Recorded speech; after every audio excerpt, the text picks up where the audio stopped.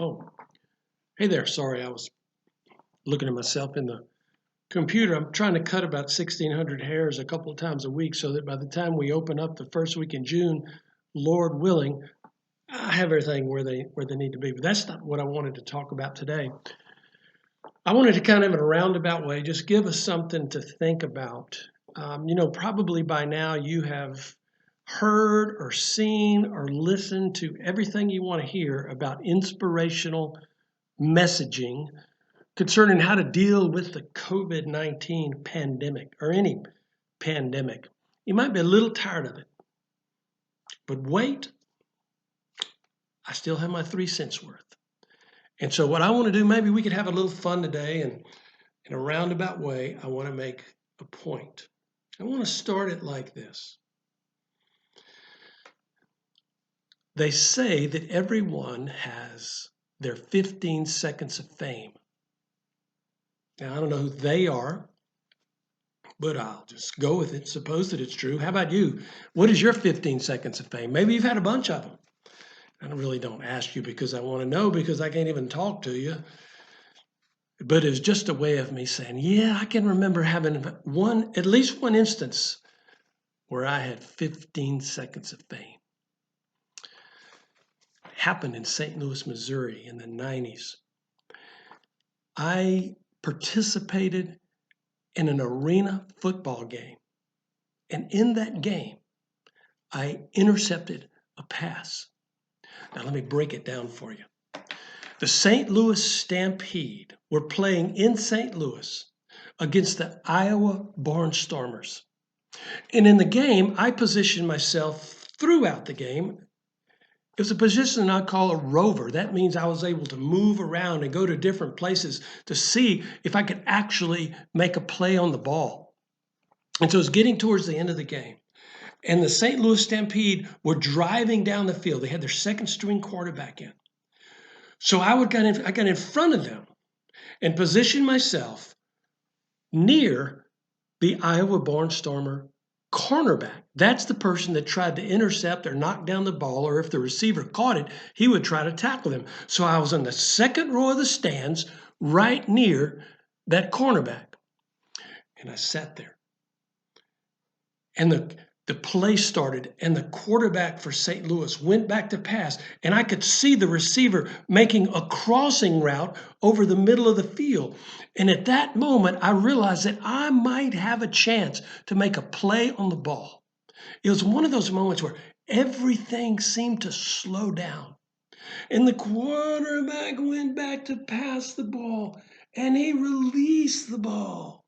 And the receiver's going across the middle of the field, and the pass was high, and it tipped off the receiver's hands, and now it was coming in my direction.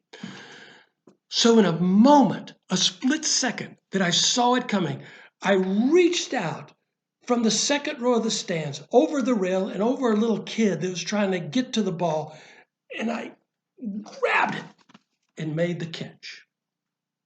And you know what the best thing about it was? I got to keep the ball. That was my 15 seconds of fame. That was it. There's not even a team there anymore.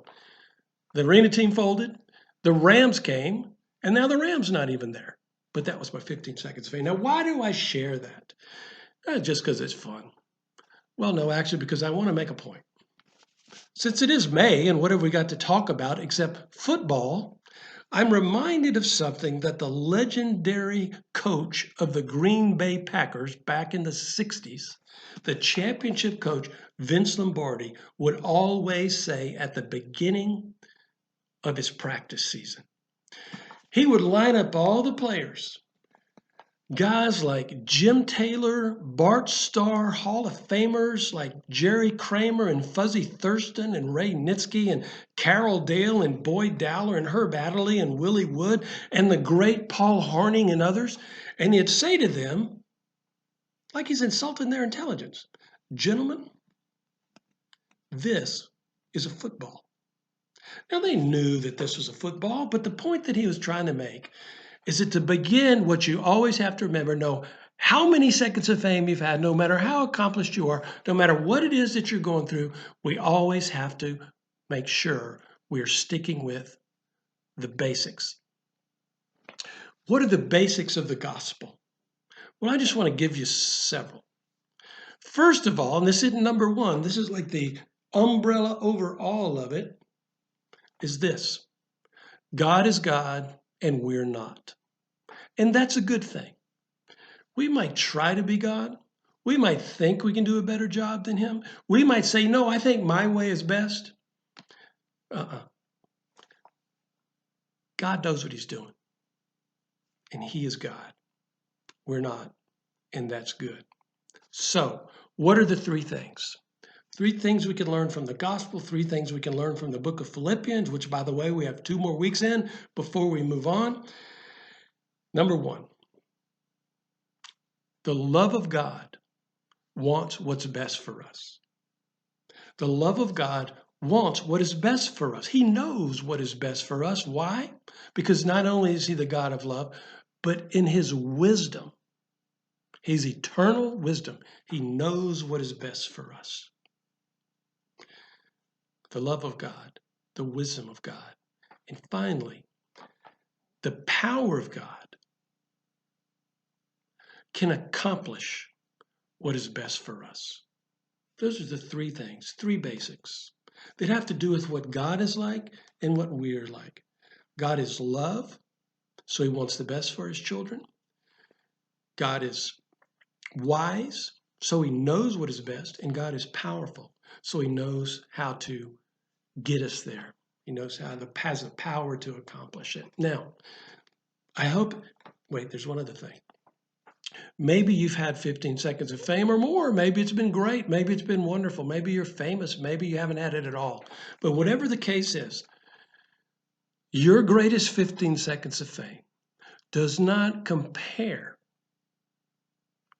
to the fame of spending eternity, not just 15 seconds, but spending eternity with Jesus Christ. That can't be matched. That's a wonderful truth that we all are guaranteed to have. So anyway, I hope these things made sense. I hope it gives you something to think about while we're in this pandemic or whatever our situation that we're in. So anyway, thank you, and may the Lord bless. Oh man, I missed another one. Got to get that. Oh, sorry. We'll see you.